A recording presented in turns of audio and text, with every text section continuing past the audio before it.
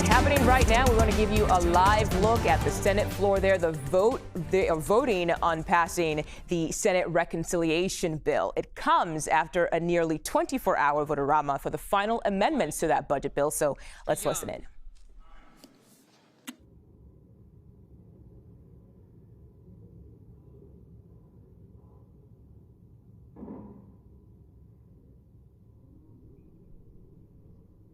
All right, looks like they just finished roll call there. We're going to bring in CBS News congressional correspondent Caitlin Huey-Burns. She is live at the Capitol. We spoke to her earlier today. Caitlin, we are nearing the end here. Obviously, it seems like senators are already voting. What is happening on the floor right now? Can you help us make sense of what we just saw?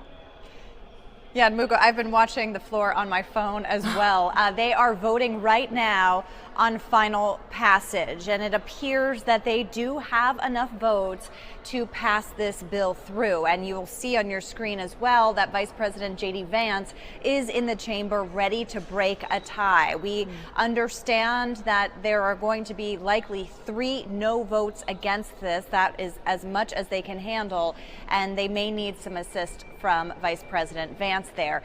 I should say that they have been up for at least 25, 26, 27 hours now. They started this vote-a-rama, voting on all of these amendments yesterday at 9 a.m. Eastern time, and now we are at noon, so do the math there. Basically, they did not have the votes until just recently here. They have spent all morning trying to wrangle the vote of Lisa Murkowski, a Republican senator from Alaska, one of the most moderate Senate Republicans up here on Capitol Hill. And so we're waiting to see what exactly moved her across the finish line. She had deep reservations about the cuts to Medicaid, and you're seeing JD Vance right there on your screen reading the final tally. Yeah, and right now it's looking like it's tied so far because we see a yay 50 and also a nay 50 as well. So is this when JD Vance would then come in and break that tie? Yes, so this has now officially passed because JD Vance is the tiebreaker on that vote. So you are watching Senate procedure live and in real time, Mugo, and our audience as well.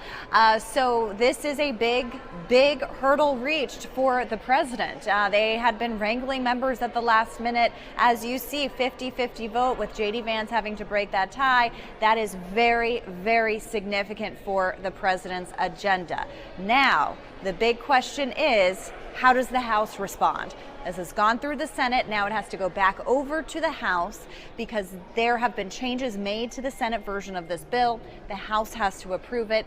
And then if they do, which is a big if, it goes to the president's desk for him to sign. Now, on the House side, you already have Republicans raising concerns about some of the changes in this bill. Conservatives saying these cuts don't go far enough, and moderates saying that some of these Medicaid cuts are now going too far. So we'll have to wait and see how the House is able to finalize this and how many votes they can afford to lose at this point. But the House Speaker has been adamant that he wants to fulfill the president's pledge to get this passed by July 4th.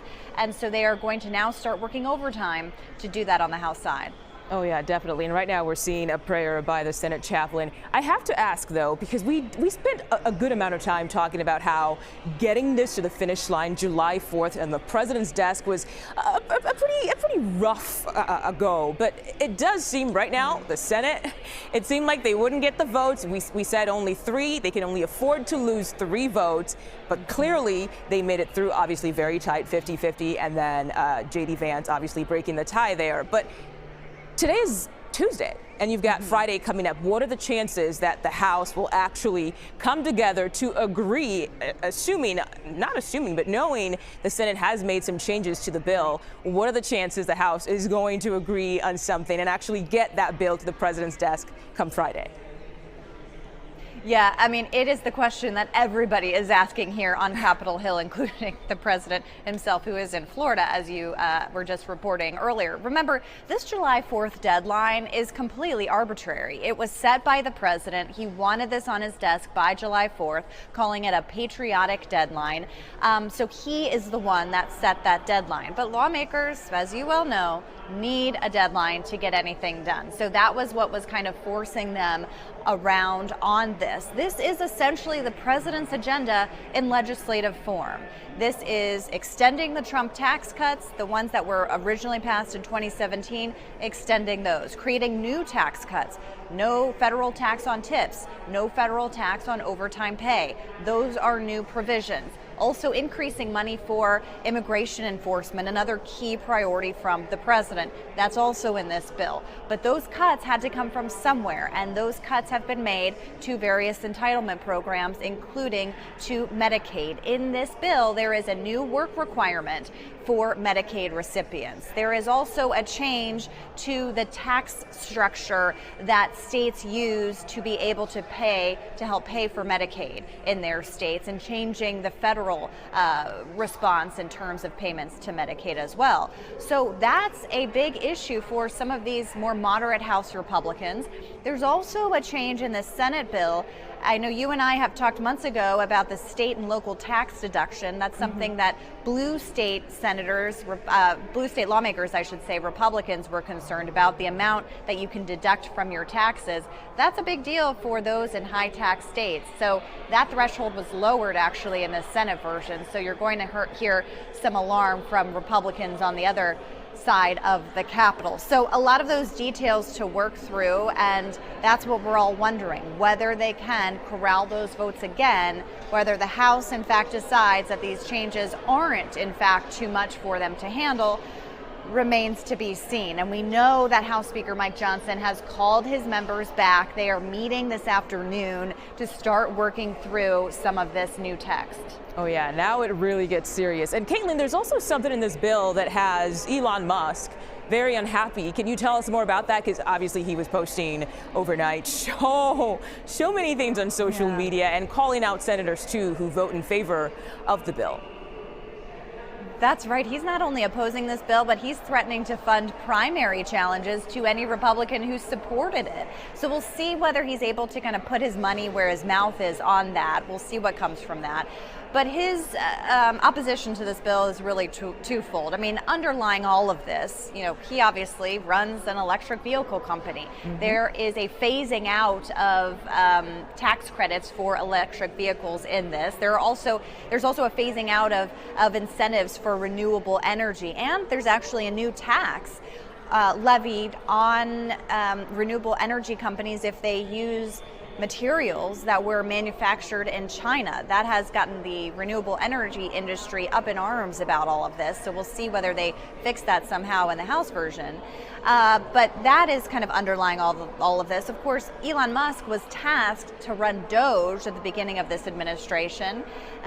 His issue is that he was looking for ways to cut government spending, and this bill, according to the Congressional Budget Office, adds a $3 trillion price tag to the deficit, adds $3 trillion to the deficit, saying the government's going to be spending more than it's taking in revenue. So that is something that he's been upset about. But the president, you know, he has been trading those barbs with Elon Musk right back at him, saying that Doge, in his words, Doge should come back and eat Elon Musk, focus on Elon Musk's contracts and programs and the amount of federal money that his companies have been receiving. So it is getting personal, it is getting nastier, it is getting more elevated in that feud. Bottom line though, Mugo, Elon Musk's threats were not enough to derail this bill on the Senate side. And I can tell you from my own reporting, talking to Republicans, they're much more beholden to the president and his base of support